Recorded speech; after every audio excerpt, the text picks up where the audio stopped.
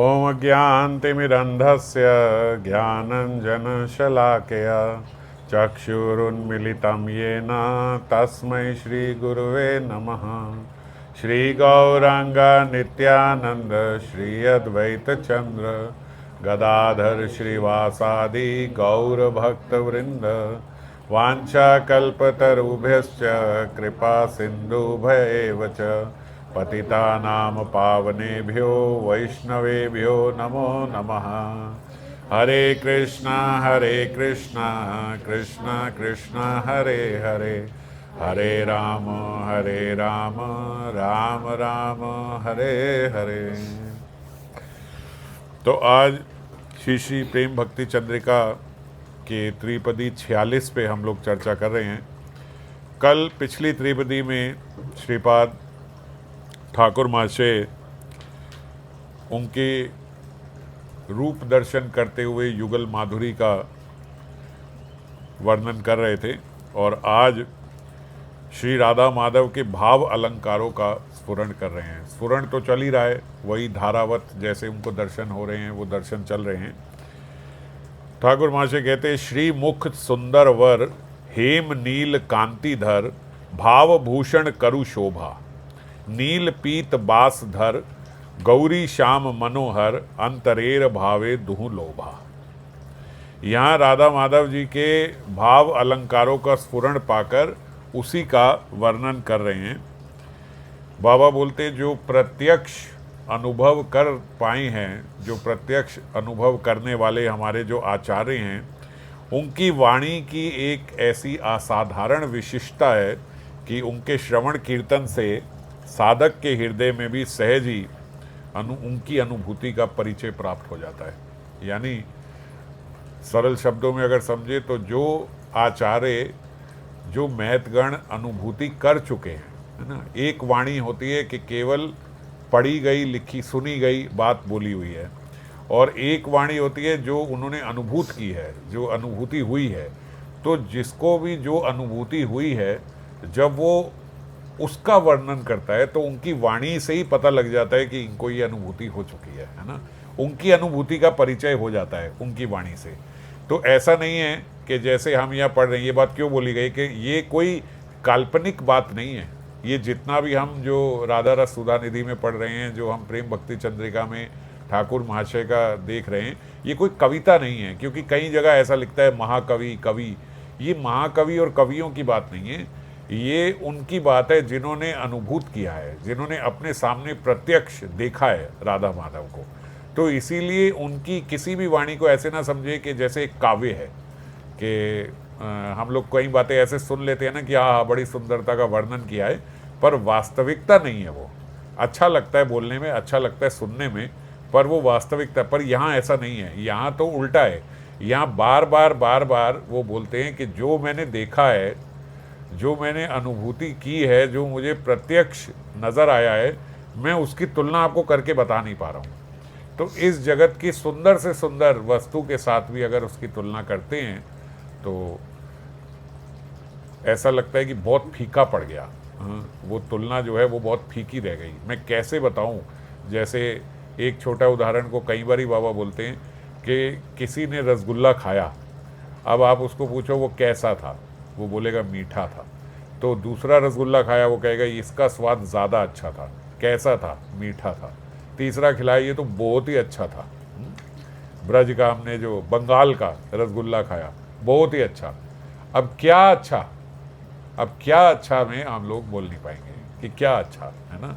अब वो मीठा तो मीठा ही है, रसगुल्ला तो मीठा ही है, तीनों रसगुल्ले मीठे हैं, पर जो बंगाल का रसगुल्ला खाया, अब उसमें क्या अच्छा आया, इसका वर्णन देखो हम यहाँ ही नहीं कर पाते। ये तो इस भौतिक जगत का उदाहरण है। तो क्या अच्छा, अब मीठे में क्या मीठा, कितना, क्या ज़्यादा मीठा था, ज़्यादा मीठा तो अच्छा नहीं लगता, कम मीठा था, बात ये भी नहीं है, लेकिन कुछ बहुत अच्छा था। तो उसका जिस प्रकार हम वर्णन नहीं कर पाते, और वो तो ये भौतिक जगत की एक छोटी सी वस्तु है। तो ऐसे ही वो बोलते जब वो राधा कृष्ण का अनुभूत कर रहे हैं, उनका प्रत्यक्ष दर्शन कर रहे हैं, तो क्या दर्शन कर रहे हैं ये वाणी बोल नहीं पाती। और इसीलिए कई बार ऐसा भी बोलते हैं कि दर्शन किया नेत्रों ने और बोलना है जिह्वा को। तो जिह्वा जानती नहीं है नेत्रों ने क्या देखा है ना, तो इसीलिए वो उसका वर्णन करने में सक्षम नहीं है। श्रीमुख सुंदर वर, आज यहाँ पे बोलते हैं कि उनका जो श्रीमुख है वो केवल सुंदर ना कह के एक छोटा सा शब्द वर द्वारा श्री राधा माधव के मुख सौंदर्य का, उनकी माधुर्य की असीमता को बताया गया है।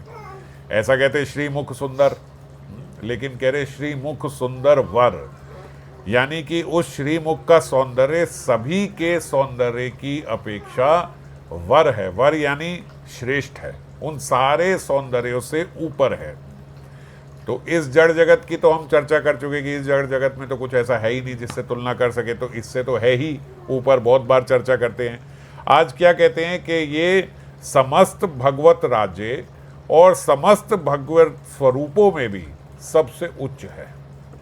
समस्त भगवत राज्य मतलब जितने भी भगवान के अलग अलग स्वरूप हैं, नारायण स्वरूप है, विष्णु स्वरूप है, वामन स्वरूप है, अन्य श्री राम स्वरूप है, ऐसे कितने भी उनके स्वरूप हों, उन सारे स्वरूपों में सबसे ऊपर जो है वो इनका स्वरूप है। और जितने भी राज्य हैं भगवत राज्य में, अगर भगवान के नहीं किसी और की बात करें तो वो भी नहीं, भगवान के अपने स्वरूपों की बात करें वो भी नहीं, और यहाँ तक कि राधा कृष्ण के जब वो अलग अलग विराजमान होते हैं उस समय उन दोनों के जो श्रीमुख का सौंदर्य होता है उसकी तुलना भी यह वर है, यानी उसकी तुलना भी यह श्रेष्ठ है, अर्थात परम रमणीय है। तो ये हमने कल विस्तार में चर्चा करी थी कि अकेले कृष्ण हों और अकेली किशोरी जी हों, उसके मुकाबले जब राधा कृष्ण समक्ष खड़े हों तो जो उनके श्रीमुख का सौंदर्य है उसकी तुलना नहीं है। उनकी औरों से तो तुलना छोड़ो, उनकी अपने आप से भी तुलना नहीं है यदि वो एक दूसरे के समक्ष नहीं है तो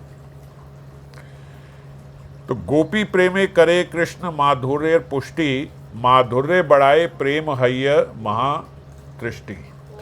बाबा बोलते गोपी प्रेम कृष्ण माधुर्य को बढ़ाता है।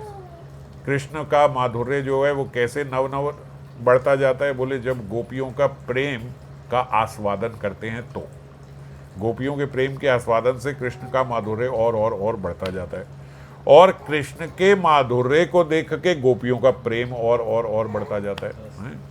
ये हमने कई बार पहले भी चर्चा करी है ना कि जब एक प्रेमी का दूसरा प्रेम उसको रेसिप्रोकेट करता है तो उसका प्रेम और बढ़ जाता है। तो कृष्ण का माधुर्य, ये मेरे लिए इनका ऐसा प्रेम है, ऐसा देख के माधुर्य बढ़ता है, और हमारे प्रेम से इनका माधुर्य ऐसा हो रहा है, उनके माधुर्य को देख के उनका प्रेम और बढ़ जाता है। तो परस्पर बढ़ता जा रहा है। अब गोपियों में भी गोपियों की शिरोमणि हैं श्री राधा रानी किशोरी जी, तो उनके सानिध्य में कृष्ण का माधुर्य सिंधु विपुल रूप से समुच्छ्वासित होता है ना। एक तो गोपी प्रेम से कृष्ण का माधुर्य बढ़ रहा है, ये एक बात है। अब गोपियों में भी उनकी शिरोमणि श्री राधा रानी जिनका सर्वोपरि प्रेम है, ये भी कल चर्चा करी थी। तो जब सर्वोपरि प्रेम वो दर्शन करते हैं तो कृष्ण का माधुर्य भी सर्वोपरि होता है उस समय जब किशोरी जी के साथ होते हैं।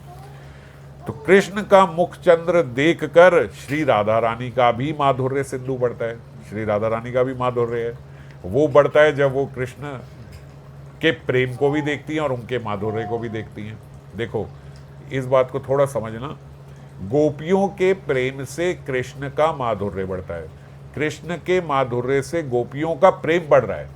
पर यहाँ बोल रहे हैं गोपियों का तो प्रेम बढ़ रहा है, पर कृष्ण के मुख चंद्र देखकर राधा रानी का माधुर्य सिंधु भी बढ़ रहा है। क्यों? क्योंकि कृष्ण का प्रेम सर्वोपरि राधा रानी के लिए है, तो उनके प्रेम को देख के परस्पर हो गया। राधा रानी के प्रेम को देख के कृष्ण का माधुर्य सिंधु बढ़ता है, और कृष्ण के प्रेम को देख के राधा रानी का माधुर्य सिंधु भी बढ़ता है।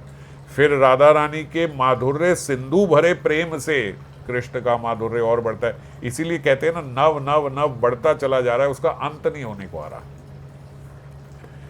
तो ये जब असीम रूप से उद्वेलित हो उठता है, यहाँ पे चैतन्य चरितामृत के माध्यम से बताया, यद्यपि ये साक्षात श्री कृष्ण बोल रहे हैं, उनकी उक्ति है, यद्यपि निर्मल राधार सत प्रेम दर्पण, तथापि स्वच्छता तार बड़े क्षण क्षण। यद्यपि श्री राधा का विशुद्ध प्रेम जो है वो पूर्णतया निर्मल दर्पण के समान है। दर्पण से यहाँ तुलना क्यों की गई?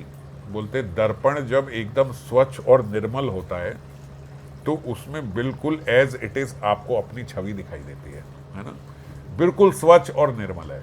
लेकिन यहाँ पे हम देखते हैं कि जो दर्पण जब एकदम स्वच्छ और निर्मल हो जाए तो उससे ज़्यादा स्वच्छ और निर्मल नहीं हो सकता, क्योंकि वो ऑलरेडी पूरा साफ स्वच्छ निर्मल, उसमें कोई दाग नहीं है, उसमें कोई त्रुटि नहीं है। हम देखते हैं जब आप सस्ता दर्पण ले आओ, घटिया क्वालिटी का दर्पण ले आओ, तो आप कहीं ऊपर दिखोगे, नीचे दिखोगे, थोड़ा मोटा दिखोगे, पतले दिखोगे, बीच में लाइन आ जाएगी, ऐसा देखा ना। लेकिन जब एकदम टॉप क्वालिटी का दर्पण हो, सबसे ज़्यादा स्वच्छ हो, निर्मल हो, साफ है और बढ़िया है एकदम, अब इससे ज़्यादा बढ़िया नहीं हो सकता, सबसे ज़्यादा बढ़िया हो गया। तो ऐसे बोलते यद्यपि श्री राधा विशुद्ध प्रेम पूर्णतया निर्मल दर्पण के समान है, फिर भी उसकी स्वच्छता प्रत्येक क्षण बढ़ती चली जा रही है। अब प्रत्येक क्षण उसकी और स्वच्छता बढ़ती चली जा रही है। तो उससे क्या होता है, आमार माधुर्य नाही बढ़ीते अवकाशे, ए दर्पणेर आगे नव नव रूपे भासे। अब श्याम सुंदर बोल रहे हैं कि मेरे माधुर्य के बढ़ने का अब कोई अवसर नहीं है। किशोरी जी के प्रेम से मेरा माधुर्य भी परम कोटि चोटी पे पहुंच चुका है ना, इससे ज्यादा ना बढ़े मेरा माधुर्य भी। आमार माधुर्य ना ही बढ़ी थे अवकाश है, अब कोई अवकाश ही नहीं है, इससे ज्यादा स्कोप ही नहीं है मेरा माधुर्य को बढ़ने का। लेकिन ए दर्पणेर आगे नव नव रूप, लेकिन वो दर्पणी और स्वच्छ और स्वच्छ और स्वच्छ होता जा रहा है। तो क्या होगा, जैसे हम लोग आज, आप ऐसे कल्पना कर सकते हो कि जैसे आज हम कैमरा लेते हैं तो फिल्टर लगा देते हैं उसमें, तो जब फिल्टर लगा देते हैं तो साधारण व्यक्ति जैसा दिखता है उससे और ज़्यादा सुंदर दिखता है, फिर और अच्छा फिल्टर आ जाता है तो वो और सुंदर दिखता है ना, ऐसा हम देखते हैं ना फिल्टर से। तो आप ऐसा समझो, अब वो बोल रहे हैं वो इतना इतना इतना उनका दर्पण स्वच्छ होता जा रहा है कि उसमें मेरा माधुर्य और बढ़ता बढ़ता बढ़ता नजर आ रहा है। मन माधुर्य राधा प्रेम दोहे होड़ करी, क्षणे क्षणे बढ़े दोहे कोहे नहीं हारी। अब जब मेरा माधुर्य उस दर्पण में देखते हैं बढ़ता है, तो मेरा माधुर्य बढ़ने से किशोरी जी का और प्रेम बढ़ जाता है। जब किशोरी जी का और प्रेम बढ़ जाता है तो फिर मेरे अंदर और भाव आते ही होंगे और बढ़ता ही होगा, नहीं तो ऑलरेडी एपिटोम पे है। आज हम बार बार ये बात बोलते हैं कि किशोरी जी सर्व ब्रजांगनाओं की मुकुटमणि है, सारी गोपियों के शिरोमणि है ना, हैं। तो जब शिरोमणि हैं तो ऑलरेडी शिरोमणि है, तो उनका प्यार सर्वोपरि है, तो उनका प्यार सर्वोपरि है तो कृष्ण का माधुर्य है। लेकिन उनका प्यार अभी भी रुक नहीं रहा है। सेकंड आने वाला व्यक्ति बहुत तेज भागता है, मुझे फर्स्ट आना है, फर्स्ट आने वाला व्यक्ति तो भागता रहे अपने उसी स्पीड से, वो तो सर्वोपरि है, लेकिन तब भी वो रुक नहीं रहा है, वो और एक्सेलरेट हुए चले जा रहे हैं। मैं थोड़ी लोकल भाषा यूज कर रहा हूँ ताकि हम समझ पाए अच्छे से, है ना, मोटिव समझना है इसको। तो क्या है, वो और उनका प्रेम दिनों दिन बढ़ता जा रहा है। इस जगत में क्या होता है, इस जगत में क्या होता है, जिसको हम बहुत समय से जानते होते हैं, वो हमारा जो उसके प्रति जो प्रेम होता है वो स्टेगनेंट हो जाता है, वो रुक जाता है कि भाई ये तो वही है ना, हमें सब पता है, उसकी हैबिट्स पता है, उसका सब पता है कि अब हम ये करेंगे, ये बोलेगा, हम ऐसे करेंगे, ये करेगा, इसे ये बात अच्छी लगती है हम ये करते हैं, इसे ये बात बुरी लगती है हम ये नहीं करते हैं। बहुत प्रेमी लोग जो होंगे, है ना। तो आजकल की तरह नहीं है कि अच्छा लगे ना लगे हम तो वही करेंगे जो हमें करना है। हम बहुत प्रेमी की बात कर रहे हैं जगत में कि जो इसे अच्छा लगता है हम वो करेंगे। तो सामने वाला व्यक्ति भी इस बात को समझता है कि ये वही करेगी जो मुझे अच्छा लगता है, तो वो बात भी साधारण लगती है कि ऑब्वियसली ये वही करेगी जो मुझे अच्छा लगता है क्योंकि ये अच्छी है। अब यहाँ पे क्या है कि रोज किशोरी जी जो हैं उनका प्रेम श्याम सुंदर के लिए रोज बढ़ जाता है और अतिवृद्धि पा जाता है और अतिवृद्धि पा जाता है। ऐसे लगता है कि जैसे अभी तो पूरा मिली नहीं, ऐसे लगता है अभी तो मैं पूरा जानी नहीं, अभी तो और जानने को है, अभी तो और देने को है, अभी तो और प्रेम करने को, अभी इनके लिए ये करें, अब ऐसे करें, अब ऐसे करें। तो नव नव नव नव लीलाएं भी ऐसी नहीं है रोज एक सी हो रही हैं, है ना। तो रोज नव नव लीलाएं हो रही हैं, हर रोज नए से नया उत्सव हो रहा है और हर रोज उनके प्रेम की वृद्धि हो रही है, हर रोज उनके माधुर्य की वृद्धि हो रही है। तो श्याम सुंदर बोलते मेरे माधुर्य और श्री राधा के प्रेम में मानो परस्पर स्पर्धा चल रही है, कंपटीशन चल रहा है। मेरा माधुर्य बढ़ता है, उनका प्रेम बढ़ता है, उनका प्रेम बढ़ता है, मेरा माधुर्य बढ़ता है, दोनों ही प्रत्येक क्षण बढ़ते जाते हैं और इस प्रतियोगिता में कोई इसका अंत नहीं है, कोई इससे हार नहीं रहा है, कोई पराजित नहीं हो रहा है। दोनों रोज रोज रोज रोज कॉम्पिटिटर लगे हुए हैं। कहीं रुकेगा तो डिसाइड होगा कि इनका माधुर्य ज़्यादा कि उनका प्रेम ज़्यादा। एक व्यक्ति को फर्स्ट और सेकंड डिक्लेयर करने के लिए रेस को ख़त्म करना पड़ता है ना।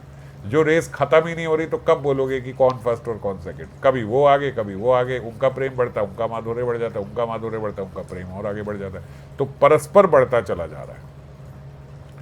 श्री ठाकुर महाशय स्फूर्ति में श्री युगल माधुरी का आस्वादन कर रहे हैं। पहले श्री मुख माधुरी का वर्णन कर उज्जवल श्री अंग कांति का वर्णन कर रहे हैं। तो क्या बोलते? हेम नील कांति धर। गौर श्याम कांतियों से श्री राधा माधव की माधुरी उज्जवल है। कल हमने चर्चा करी थी कि हेम गौरी है ना, तो हेम नील कांति धर के उनका कॉम्प्लेक्शन, गोल्डन कॉम्प्लेक्शन भी साथ में है और उनका नील वर्ण जो है वो भी साथ में है। तो इसीलिए क्या हुए? गौर श्याम हो गए, है ना, कि गौर वर्ण भी है और श्याम वर्ण भी है। तो इन कांतियों से श्री राधा माधव की माधुरी उज्जवल है। श्री राधा की हेम कांति और श्री कृष्ण की नील कांति व्रज वन को उज्जवल कर रही हैं। शील प्रबोधानंद सरस्वती ने लिखा है, हमने राधा रस सुध्य निधि में ये देखा था, और आज जो बाबा जहाँ से ले रहे हैं वो वृंदावन महिमा अमृत है। प्रबोधानंद सरस्वती जी ने एक शास्त्र वृंदावन महिमा अमृत भी लिखा। उसमें उन्होंने बोला, अनंत अपार रस सिंधु में मग्न नवल किशोर, ये नव किशोर नील पीत ज्योतिर्युगल वृंदावन में उदित हो रहे हैं। ये हमने बहुत सारे श्लोक राधा रस सुधा निधि में भी पढ़े हैं कि ज्योति युगल वो बोलते हैं। कई जगह बाबा ने लिखा कि भाई राधा कृष्ण को आप ज्योतियों से क्यों कंपेयर कर देते हो? हैं, ज्योति थोड़े ना है। अब आप दो लोग हैं, दो व्यक्तियों को कहो उनकी कांति को देख के ये देखो पीत ज्योति आ रही है, ये देखो नील ज्योति आ रही है, आप ज्योति क्यों बोल देते हो बार बार ही? तो फिर कहते अच्छा समझ में आया, क्योंकि ये प्रबोधानंद सरस्वती पहले जो हैं वो तो ये ज्योति के उपासक ही थे, है ना, तो ब्रह्म ज्योति के उपासक थे। तो अभी वो वाली उपासना जो है जब यहाँ आ गई तो एक बार को वो भी साथ चल रही है। तो बोलते देखो ये वो ज्योतियाँ हैं जो चलती हैं, ये वो ज्योतियाँ हैं जो प्रेम करती हैं, ये वो ज्योतियाँ हैं जो भाव से पूर्ण हैं। तो मैं तो किस में था? इसीलिए वो बोलते कि जिसकी मैं उपासना करता था वो तो नीरस थी, वो उपासना तो रस तो अब भरा है। तो बोले मानो उनकी ज्योतियों में अब रस भर गया है। पहले जिस ज्योति की उपासना करते थे वो नीरस थी। तो यहाँ पे बोलते आज फिर से नवल किशोर नील पीत ज्योतिर्युगल वृंदावन में उदित हो रहे हैं। बाबा बोलते उदित हो रहे हैं का क्या मतलब है? वो तो हैं वहाँ, हमेशा हैं, है ना। अब दो व्यक्ति वहीं हैं। कौन सा ऐसा समय था जब ब्रज नहीं था? कौन सा ऐसा समय था जब वृंदावन में राधा कृष्ण नहीं थे? वो तो वहीं हैं, अनंत हैं। तो फिर ऐसा क्यों बोले कि ये दो ज्योतियाँ उदित हो रही हैं? उदित थोड़े हो रही हैं, वो तो उधर ही हैं। तो बोलते इसका कहने का तात्पर्य ये ऐसा कह रहे हैं क्योंकि ये वो यही हैं, लेकिन उनकी जो कांति और उनका जो लावण्य है वो स्थिर नहीं है। वो ऐसा नहीं कह सकते कि यही लावण्य था, यही कांति थी। वो तो प्रतिदिन और प्रतिक्षण बढ़ती चली जा रही है और भावों के अनुरूप बढ़ते ही जा रहे हैं, और भावों के अनुरूप ही अलग अलग वर्ण के भी हो जाते हैं। अगर कभी और विस्तार से चर्चा करेंगे, थोड़ी बहुत हमने करी है राधा रस सुधा निधि में, तो केवल ऐसे नहीं पीत कांति, पीत के साथ थोड़ी लज्जा आ गई है, तो पीत के साथ थोड़ा सा वर्ण और हो गया, मान आ गया, तो बोले लाल वर्ण भी साथ में मिल गया पीत के साथ, तो और डार्क ऑरेंज हो गया, है ना। तो ऐसे जो वर्ण हैं वो वर्ण भी बदलते चले जाते हैं। तो इसीलिए यहाँ पे बोलते हैं कि ये वृंदावन में इनकी ज्योतिर्युगल जो है, नील पीत ज्योतिर्युगल, ये उदय हो रही है। अब उदय क्यों हो रही है? क्योंकि नई कांति है। आज जो दर्शन कर रहे हैं वो एक नई कांति है, कुछ क्षण पहले जो दर्शन करे थे वो एक अलग कांति थी। तो कांति हर समय अलग अलग हो रही है, इसीलिए कहना होगा कि ये उदित हो रही है। ऊपर से फिर भाव भूषण करु शोभा श्लोक में बोला। तो भाव भूषण क्या है? बोले अश्रु पुलक आदि भाव भूषणों से वह नील पीत ज्योतिर्युगल परिशोभित हो रही है। उनके साथ में, अब मैंने कहा ना, जैसे वो ज्योति तो देखते हैं, पर अब ज्योतियों में भाव भी देख रहे हैं। क्या है ये, कैसी ज्योति है ये? वो ज्योति नहीं है जिसकी उपासना में किया करता था। ये कौन सी ज्योति है? प्रबोधानंद सरस्वती कहते हैं जिसमें अश्रु, पुलक आदि भाव भूषण भी हैं। वृंदावन महिमा अमृत में ही बताया, जैसे गौर नील ज्योतिर्युगल के सर्वांग में निविड़ पुलक आते हैं, गूज़बम्स आ जाते हैं। नयनों में अरुणिमा होती है, नयन जो है वो लाल हो जाते हैं। वचनों में असमंजस्य हो जाता है, गमन में स्खलन हो जाता है, ठीक से चला नहीं जा रहा, धीरे धीरे धीरे धीरे चल रहे हैं। परस के प्रेममय विवाद होते हैं और केश वस्त्र आदि की अस्त व्यवस्था होती है। माल्य आदि की छिन्नता होती है, रह रहकर हास्य होता है, बार बार रस भरी उन्मत्ता होती है, इत्यादि अपूर्व भाव भूषण यहाँ प्रकाशित होते हैं। ये बोलते ये वो ज्योति नहीं है, बस ये ज्योति है, इसमें जाके लीन हो जाओ। ये कैसी ज्योति है? बोले इसके अंदर तो बहुत भाव आते हैं। इन्होंने तो मानो आभूषण पहन रखे हैं भावों के। कैसे कैसे भाव आते हैं, कभी देखते हैं ठीक हैं खड़े हुए, मगर इतनी उन्मत्ता हो गई कि अब चल नहीं पा रहे। बिल्कुल ठीक है, बात करते करते प्रेम की ऐसी उन्मत्ता हो गई कि एक दूसरे से बोल नहीं पा रहे। नयन जो हैं वो प्रेम में एकदम अरुणिमा हो गए, अश्रु बहने लगे, और इत्यादि इत्यादि बहुत सारे उनके भीतर भाव आते हैं। और भाव भूषण से फिर बाबा बोलते एक और अर्थ भी निकलता है, या फिर ऐसा समझो कि उज्ज्वल नीलमणि में जो 22 भाव बताए गए हैं वो विस्तार से बताए गए हैं। कुछ हमने चर्चा करे थे राधा रस सुधा निधि के समय, जैसे हाव भाव, हेला, शोभा, कांति, माधुर्य, प्रगल्भा आदि, ये 22 भाव हैं। तो मुख्यतः ये भाव अलंकार श्री राधा रानी के ही अंग हैं, उन्हीं में भूषित होते हैं। और उसे देखकर फिर श्री कृष्ण के अंग के अनुरूप भी वही भाव उनके भीतर भी आ जाते हैं, है ना। हम ऐसे बोलते हैं ना, इसके हाव भाव बदल गए। तो भाव तो हम समझते हैं, भाव क्या होता है? किसी के पास जैसे ज़्यादा पैसा आ गया, एग्जाम्पल ले रहा हूँ ये यहाँ से थोड़ा समझने के लिए, कि किसी के पास थोड़ा ज़्यादा धन आ गया, तो हम बोलते हैं इसके हाव भाव बदल गए। तो हाव क्या होता है? भाव तो समझ में आते हैं, भाई भाव बदल गए इसके, है ना, एटीट्यूड आ गया, भाव बदल गए। हाव क्या होता है? हाव बोलते हैं जैसे देखने की उसकी जो स्टाइल है, बात बोलने का जो स्टाइल है, चलने का जो स्टाइल है, वो सारा बदल गया। और भाव भावनाओं से है, एटीट्यूड आ गया, ये भावना है, ये भाव है। और भंगिमाएं जो हैं देह की, वो हाव है। तो यहाँ का मैं थोड़ा विपरीत उदाहरण ले रहा हूँ समझाने के लिए। वहाँ पे हाव भाव क्या होता है कि किशोरी जी की नैनों की भंगिमाई इतनी प्रेममयी हो गई है, तो उसको हाव बोलते हैं कि आज नैनों की भंगिमा बिल्कुल अलग ही है। किशोरी जी तो यूं भी देखती हैं श्याम सुंदर को, मगर आज जिस प्रकार से देखा, वो हाव जो था वहाँ ने श्याम सुंदर के भाव बदल दिए। तो ये हाव भाव, हेला, शोभा, कांति, ये सब अलग अलग अलग बहुत प्रकार के हैं। 22 मुख्य हैं और फिर 22 में बहुत अलग प्रकार के, जैसे हेला बहुत प्रकार के, हाव बहुत प्रकार के, भाव बहुत प्रकार के। ये उज्ज्वल नीलमणि में रूप गोस्वामी ने वर्णन किए हैं ये सारे।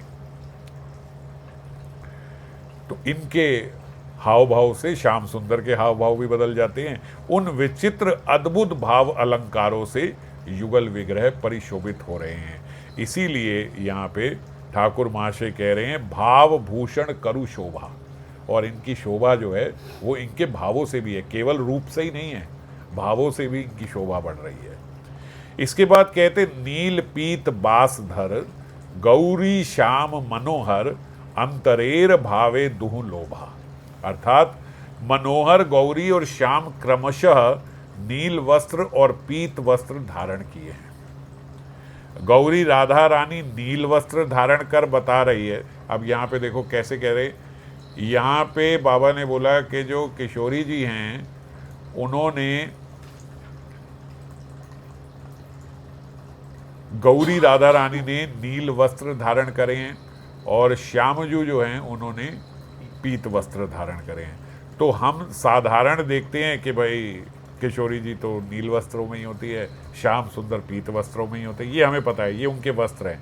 आज वो केवल उनके वस्त्रों को नहीं देख रहे हैं, उनके वस्त्रों से उनके भावों को जान रहे हैं। तो बोलते गौरी श्री राधा रानी नील वस्त्र धारण कर मानो बता रही है कि उनके हृदय में श्याम सुंदर ही विराज रहे हैं।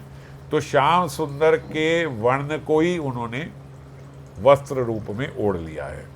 और उधर श्याम भी पीत वस्त्र धारण कर कर बता रहे हैं कि उनके हृदय में बसी है गौरी श्री राधा रानी। और ये कई बार विपरीत हो जाता है ना। हम देखते हैं अभी इसको समझना, कई बार हम देखते हैं कि सुबह की लीला में, निशांत लीला में जब चलने को हुए तो किशोरी जी ने पीत वस्त्र धारण कर लिए, श्याम सुंदर ने नील वस्त्र धारण कर लिए। तो वो बोलते क्या ये गलती से हुआ? पढ़ते तो यही हैं हम कि जल्दी जल्दी में ऐसा हुआ कि उन्होंने उनके वस्त्र धारण कर लिए। अब ये बात तो देखने वाली है जो दिख रहा है, समझने वाली बात क्या है जो यहाँ ठाकुर महाशय समझा रहे हैं कि ये केवल वस्त्र नहीं है, ये भाव भूषण है, ये भावों के अलंकार हैं। तो भाव से क्या होता है? बोले इतना दोनों संग रहे कि किशोरी जी अपने को श्याम सुंदर समझने लगी, श्याम सुंदर अपने आप को किशोरी जी समझने लगे, है ना। इतना समंजस हो गया, इतने संग हो गए कि एक दूसरे को समझने लग गए। श्याम सुंदर के भीतर किशोरी जी इतना बस गई, इतना उनका स्मरण और इतना विरह हो रहा है कि जा रही कि वो अपने को किशोरी जी समझने लग गए। ये हम थोड़ा सा देखते हैं कि जब श्याम सुंदर मथुरा गए तो उस समय कितनी बारी गोपियां आपस में ऐसे लीला करती है कि उनमें ही एक कृष्ण बन जाता है। और ऐसे नहीं है कि केवल नाटक होता है, ऐसे लगता है कि वास्तविकता में ये कृष्ण ही है। तो सब में उनकी कृष्ण की धारणा हो जाती है कि ये कृष्ण ही है और ऐसे ही लीला हो रही है ना। तो यहाँ पे क्या है, किशोरी जी और श्याम सुंदर इतना साथ हुए, जो एक और फिर आगे की भी बात है विपरीत विलास जिसकी हम बात करते हैं, चर्चा करते हैं। तो यहाँ इतना समंजस हो गया कि किशोरी जी श्याम सुंदर समझने लगी, श्याम सुंदर किशोरी जी समझने लगे। तो श्याम सुंदर ने समझते हुए किशोरी जी ने पीत वस्त्र धारण कर लिया और श्याम सुंदर ने किशोरी जी समझते हुए नील वस्त्र धारण कर लिया। पर देखने में ऐसा आता है कि गलती से दोनों ने एक दूसरे के वस्त्र धारण करे और चल दिए। तो यहां बोल रहे एक दूसरे के हृदय को धारण करते हैं। इसी प्रकार आंतरिक सद्भाव से दोनों एक दूसरे के प्रति प्रलुब्ध हैं। अंतरेर भावे दुहु लोभा, दोनों एक दूसरे के भावों में लुब्ध हैं। अथवा इसका दूसरा अर्थ भी हो सकता है, बाबा बोलते अंतरेर भावे दुहु लोभा का मतलब ये भी है कि श्री राधा कृष्ण युगल उपासक के यानी साधक के हृदय के भाव पर ही प्रलुब्ध होते हैं। अंतरेर भावे दुहु लोभा, उन दोनों का लोभ किससे बढ़ता है? साधक के अंतरेर भाव से। साधक के अंतर क्या भाव है, उससे उनका लेना देना है, उससे उनका सेवा ग्रहण करने का लोभ बढ़ता है, भाव रहित बाह्य उपचारों पर नहीं। अगर भाव नहीं है, लेकिन बाहर से तो हम बहुत उपचार करते हैं, आप बहुत बड़ा मंदिर भी निर्माण कर लो, बहुत बड़ी धनराशि भी इस्तेमाल कर लो, मगर आपका भाव जो है वो शाम को प्रसन्न करने का नहीं है ना। कुछ सांसारिक वस्तु या आपकी पूरी हो गई या वस्तु की मांग है, उसके लिए आपने बहुत भव्य मंदिर बना दिया, तो इतना करोड़ों और अरबों रुपया लगाया हुआ भी उनको प्रसन्न नहीं करेगा। लेकिन थोड़ा सा उनके बारे में सोचते हुए आपने कुछ कर दिया, आहा बहुत गर्मी हो रही है, ऐसा करें आज किशोरी जी को, श्याम सुंदर को बढ़िया जूस बना के हम लोग पिलाएं, है ना, ठंडा जूस पिलाएं, आज ये फालसे का हम लोग शरबत पिलाएं, आज नेचुरल हम लोग ये निकाल के पिलाएं। ये किस लिए पिलाया? बस कुछ नहीं, आज बहुत गर्मी हो रही है, आज इनके लिए कुछ ऐसा बढ़िया पेय बनाएं। तो बोलते वो इतना भव्य मंदिर बनाया हुआ भाव रहित, और यहाँ भाव से बस एक शरबत पिलाया हुआ, तो ये भाव का शरबत जो है उससे बहुत ऊपर चला जाएगा, है ना। तो इसीलिए कहते पत्रम पुष्पम फलम तोयम, भाव से आप मुझे एक पत्ता ही दे दो, भाव से आप मुझे बस एक पुष्प ही दे दो। इतना बड़ा हमने फूल बंगला बनवाया, बहुत लाखों रुपए खर्च करके हमने फूल बंगला बनवाया, लेकिन बस इसीलिए कि हमने सब जगह ख्याति करी, फोटो खिंचवाई, दिखाई, ये देखो वहाँ, ये देखो हमने 8 लाख का फूल बंगला बनवाया। महाराज आपसे कोई पूछे आपने बनवाया था? हाँ 8 लाख लगे थे। पहली बात ये आती है आपने फूल बंगला बनाया? हाँ 8 लाख लगे थे। तो पहला उत्तर ही 8 लाख 10 लाख आता है, पहला उत्तर ये नहीं आता हाँ श्यामा श्यामा जो की प्रसन्नता के लिए। हाँ हम ये ना पूछे कि भैया ये फूल बंगला बना, कोई व्यक्ति ये पूछे वो प्रसन्न हुए होंगे ना, अच्छा लगा होगा ना, ऐसा हो कि उनकी खुशबू से भर जाए, ऐसा हो कि उन्हें आनंद आ जाए। ये बात अगर नहीं आई और केवल ये आई, हाँ जी कैसा बनाना है, बोले महाराज 10 लाख का बनवा दो। बोले बड़े बड़े बनते हैं, 10 का भी बनता है, 12 का भी, आप 15 का बनवाओ, बढ़िया बनवाओ। तो जो हम बोलते हैं ये बढ़िया बनवाओ, ये हाव जो है बढ़िया बनवाओ, ये अहंकार का हाव है ना। और जब कोई ठाकुर जी की प्रसन्नता के लिए बोलता है तो बोले भाई कुछ भी बनाओ, ऐसा बनाओ प्रसन्न है जाए, श्याम श्यामाजू प्रसन्न है, फिर हाथ जुड़ जाएंगे। तो हाव भाव से ही समझ जाते हैं कि आप जो कर रहे हो उसमें आपका क्या भाव है।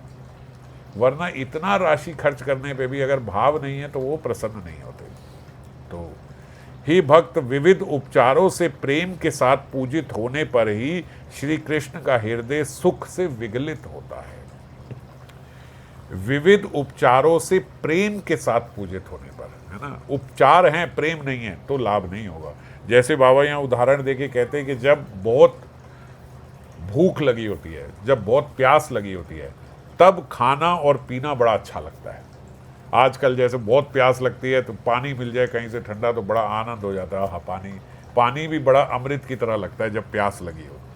पर जब प्यास नहीं लगी हो तो वही खाना पीना बड़ा ऐसा लगता है। जब पेट भरा हो तो आदमी कहता है खाने की तो बात भी मत करो, अभी ये समय बात मत करो खाने पीने की। और जब भूख लगी हो तो सिर्फ नाम सुनने से ही मुंह में पानी आ जाता है ना, अच्छी स्वादिष्ट वस्तु सुनने से। तो ऐसे ही बोलते, जिस परिमाण में हम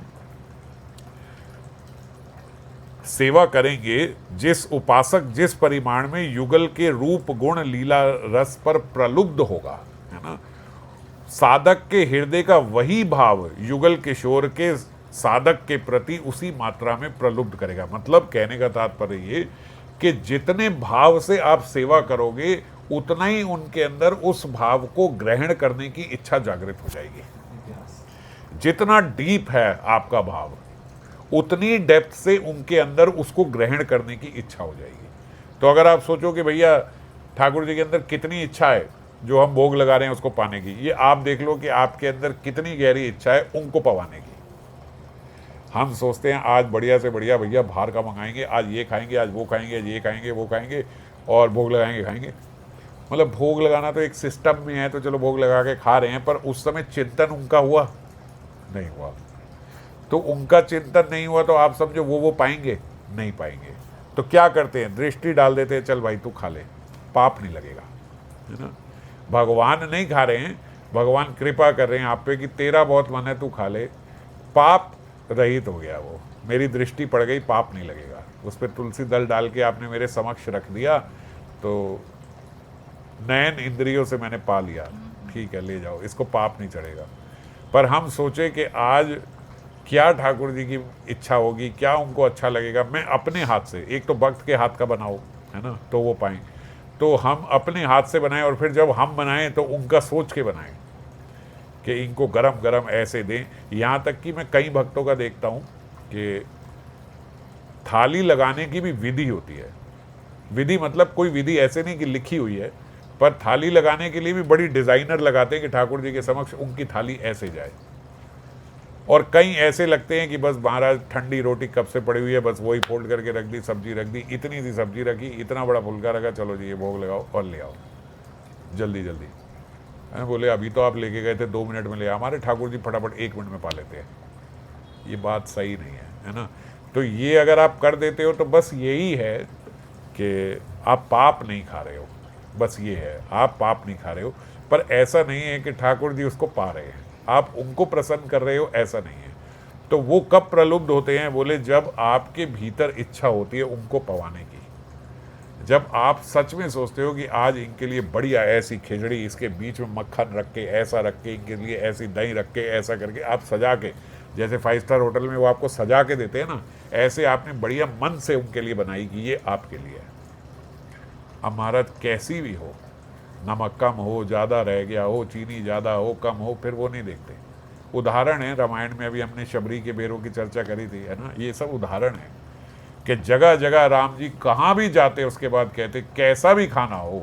यहाँ तक कि माता कौशल्या को भी कहते बहुत अच्छा है, पर वो शबरी का जो बेर थे वो मुझे विस्मृत नहीं होते। वैसा खाना मैंने कभी नहीं खाया जैसे शबरी ने खिलाया था। क्या था शबरी के बेरों में, केवल भाव, है ना। तो भाव और प्रेम के साथ जो चीज़ अर्पण की जाती है ठाकुर जी उसे ग्रहण करते हैं। तो यहाँ पे बाबा बोलते अंतरेर भावे दुहु लोभा, उन दोनों के भीतर लोभ है आपके अंतर के भाव का, पदार्थ का नहीं। ये बात यहाँ पे समझाते हुए आज ये त्रिपति यहीं पे पूर्ण हुई। आगे फिर कल चर्चा करेंगे अगली त्रिपति में। जय श्री राम।